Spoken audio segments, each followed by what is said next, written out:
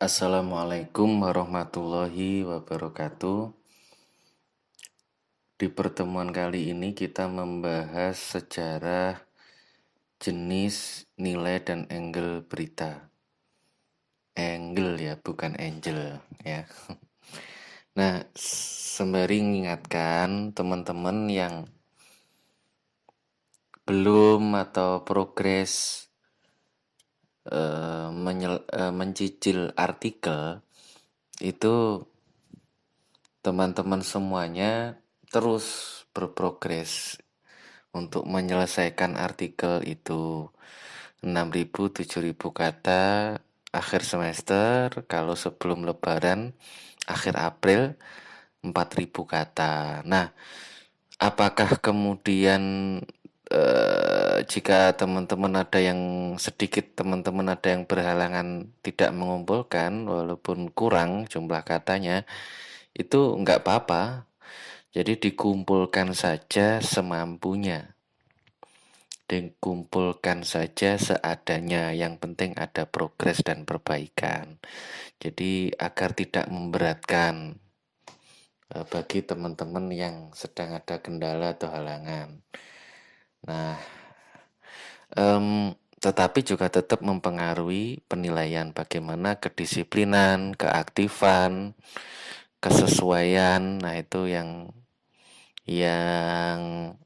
tetap menjadi pertimbangan dalam penilaian.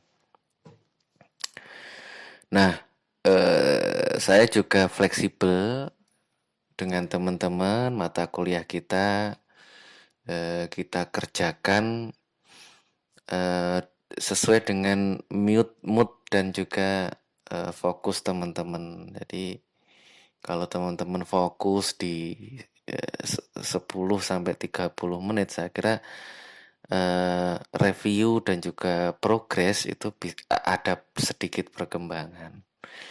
Nah, baik, perkembangan berita dan media cetak. Jadi di tahun 60 sebelum Masehi itu perkembangan berita sudah dapat dilihat dari setiap pencatatan di papan pengumuman dengan nama Acta Diurna. Itu di era kerajaan Romawi. Nah, mesin cetak itu baru ditemukan oleh Johannes Gutenberg di tahun 1453. Nah, itu kemudian yang membawa perubahan besar, di mana lebih mudah untuk mencetak, menduplikasi, bahkan menyebarluaskan informasi berita di semua kalangan dan juga di beberapa tempat. Nah, kemudian seiring perkembangannya di tahun 1700, Inggris dan USA itu menjadi yang pertama dalam penerbitan surat kabar. Nah, karena perkembangan teknologi yang begitu cepat, sehingga Indonesia dalam waktu yang tidak jauh di tahun 1700-an sudah ada surat kabar. Di masa Jepang itu ada surat kabar Cahaya yang bertempat di Bandung. Kemudian surat kabar Merdeka di zaman Orde Kemerdekaan. Kemudian Surabaya Post di era Orde Lama dan Orde Baru. Kemudian diikuti Tempo dan lain-lain. Nah, semua itu munculnya pers, munculnya media-media cetak itu tidak bisa lepas dari kepentingan politik. Mulai dari pencitraan pemerintah, sabotase komunikasi, pro dan kontra, bahkan pemberedelan media, pemborgolan terhadap informasi-informasi karena dianggap tidak sesuai dengan kepentingan penguasa. Nah, ini perkembangan berita dan media cetak. Jenis media cetak, nah kita ketahui bahwa jenis media cetak ada koran atau surat kabar. Itu yang berukuran setengah kertas plano. Nah, tabloid itu ukurannya setengahnya koran dan surat kabar tadi. Majalah itu setengah dari tabloid. Nah, buku dan buletin itu setengahnya dari majalah. Yang membedakan buletin itu jumlah halamannya tidak lebih dari 10. Tidak lebih dari 10. Nah, kemudian kita juga membahas nilai berita. Berita itu merupakan laporan peristiwa yang kemudian wartawan harus memilah dalam sebuah peristiwa ini layak diberitakan atau tidak. Bahkan ada yang mengatakan bukan produk beritanya yang kemudian dinilai layak atau tidak. Saat kita mau meliput, nah ini layak diliput atau tidak peristiwa ini juga masuk dalam kategori nilai berita itu, sehingga menjelaskan bahwa ternyata tidak semua informasi itu layak dikonsumsi. Tidak semua informasi itu layak dikonsumsi dan tidak semua informasi itu bisa jadi berita. Karena berita itu kan produk jurnalistik yang dimuat oleh media. Itu yang harus diketahui. Seperti kelahiran, kematian, nah itu ini layak atau tidak untuk diangkat jadi sebuah berita. Kalau kelahiran atau kematiannya orang yang hanya dikenal oleh satu RT atau satu desa, saya kira magnitudenya, proximity-nya kurang. Tetapi kalau itu kelahiran kematian cucu presiden, anak presiden, nah saya kira itu akan membawa magnitude proximity, dampak dan nilai kemanusiaan yang besar bagi seseorang. Maka kemudian untuk menilai berita itu ada 8 hal yang harus dipertimbangkan. Apakah berita itu layak atau tidak untuk dimuat di media. Nah, itu yang pertama magnitude. Luasnya pengaruh sebuah berita bagi masyarakat. Contoh, gempa di Aceh, gunung meletus, itu nilai magnitudenya besar. Kemudian proximity, kedekatan. Geografis, psikologis, fisiologis itu mempengaruhi orang untuk minat membaca sebuah berita. Orang-orang disabilitas akan tertarik dengan konten-konten dengan tema disabilitas atau orang-orang yang peduli terhadap teman-teman difabel. Nah, kemudian kota kelahiran juga. Oh, ada apa ya di kota kelahiranku, kok ada sesuatu yang bombastis atau ada peristiwa apa sih gitu. Nah, agama itu juga kalau disinggung berita kaitan agama itu jadi konten yang menarik dan punya nilai magnitude di media, makanya banyak media yang tertarik juga mengangkat itu. Suku itu juga. Nah, proximity. Yang ketiga aktual. Aktual itu masih hangat dan baru terjadi. Yang keempat dampak. Dampaknya apakah dampak dalam skala lokal, regional, nasional atau internasional. 5 luar biasaan, aneh dan tidak biasa terjadi, aneh dan tidak biasa terjadi. Yang kalau anjing menggigit manusia itu kan biasa, tetapi kalau manusia menggigit anjing itu luar biasa. Ini keluar biasaan, tetapi itu ada catatan lagi. Kalau yang digigit anjing itu kan biasa. Tetapi kalau orang yang hanya dikenal tingkat RT desa itu ya biasa. Tapi kalau yang digigit anjing itu presiden, ya kan? Menteri, ya itu jadi berita menarik juga. Menariknya bukan dari segi bagus, positif bukan, tetapi menariknya itu kebutuhan masyarakat tentang keamanan. Wong menteri, presiden aja bisa digigit, apalagi kita. Nah, ini yang menjadi titik menarik dari nilai sebuah berita. Yang keenam kemudian ketokohan, yang ketujuh kemanusiaan, yang kedelapan konflik, kejutan, seks dan informasi yang jelas dan menarik dibawakan. Nah, teman-teman kasih contoh satu saja, nanti di review itu kasih contoh satu saja.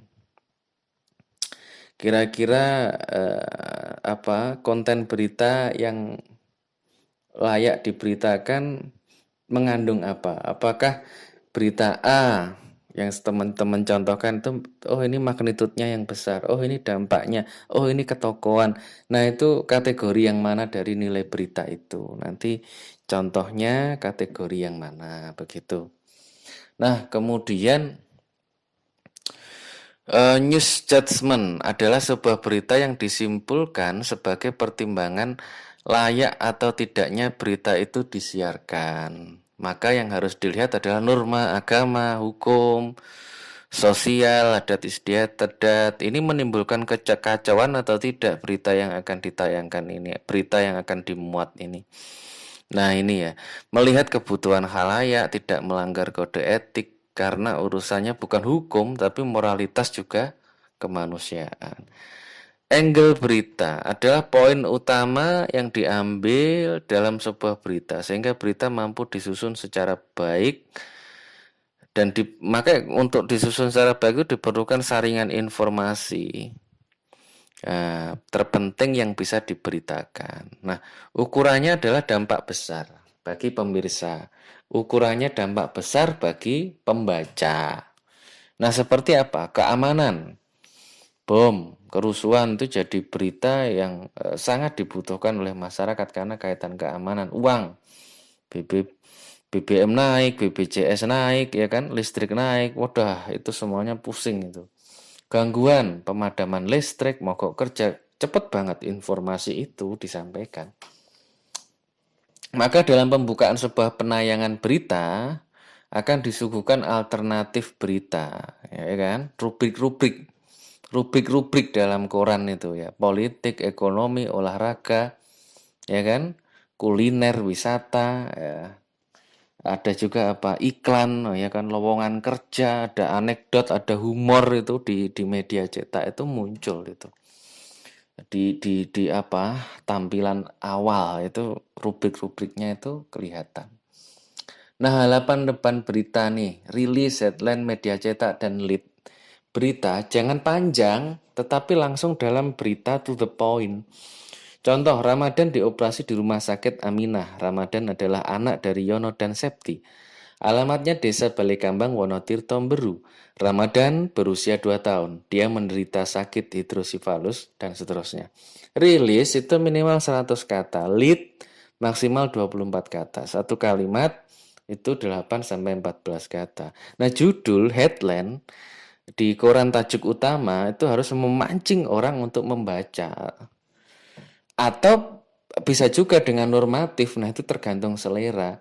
Contoh yang normatif, Aliansi Mahasiswa KPI suarakan damai untuk negeri. Kuncinya adalah short and simple. Nah itu yang normatif ya, Aliansi Mahasiswa KPI suarakan damai untuk negeri. Kalau yang feature, yang sifatnya feature, itu yang gimana? Contoh, yang biasanya judulnya menarik gitu ya. Seember 5 kilometer untuk seember air, nah gitu. 5 kilometer untuk seember air, nah itu untuk berita-berita kekeringan di suatu tempat atau terkena musibah. Nah, angle itu sudut pandang sebuah berita diambil. Contoh, sebuah berita kemacetan, dampak dan sebuah berita kemacetan. Itu bisa diambil angle-nya dampak kemacetan bisa, upaya petugas dalam menyelesaikan kemacetan bisa, keluhan masyarakat pengguna bisa, atau kebijakan pemerintah juga bisa. Nah, coba teman-teman yang pertanyaan yang kedua, ini cari contoh kasus peristiwa dan angle mana yang diambil oleh media cetak tersebut. Contoh di Tempo atau di Detik atau di Kompas. Kalau nggak ada media cetak, media online lah nggak apa-apa. Mengangkat berita apa, nah kamu lihat itu ngambil angle yang mana. Apakah angle yang diambil itu dampak, upaya, keluhan, atau kebijakan, atau yang lain-lain. Nah ini pertanyaan yang kedua ya. Nah oke, berikutnya lead adalah paragraf pertama sebuah berita yang memberikan informasi yang paling penting. Maka posisinya di perimeter terbalik itu posisi yang paling atas, yang paling penting. Lead Minimal ada 3 unsur, what, when, who, where. Maksimal 24 sampai 27 kata. Dan menggunakan kalimat aktif, memakai awalan me. Kebanyakan dalam kalimat tidak langsung dan dikuatkan kalimat langsung. Pada bodi berita itu ada ujar Anas, ujar Pak Lurah, narasumber itu kan di bodi itu kalimatnya dikuatkan oleh kalimat langsung. Kalimat tidak langsung yang dikuatkan oleh kalimat langsung. Kemudian setelah lead body itu ada leg, bagian akhir ini, bagian yang dianggap paling bawah, kurang penting dan bisa dipotong oleh editor berita. Apakah nanti bisa dipangkas sesuai dengan kebutuhan berita itu. Urutannya kan headline, judul, deadline, tempat, dan perusahaan, lead, body. Nah, fungsi piramida terbalik adalah untuk memberi informasi cepat kepada pembaca, memudahkan editor memotong informasi yang kurang penting. Data yang paling penting biasanya kan kalau kebakaran itu kan data korban, kecelakaan kan data korban, ya kan? Pesawat Sriwijaya itu yang dicari data korban dulu.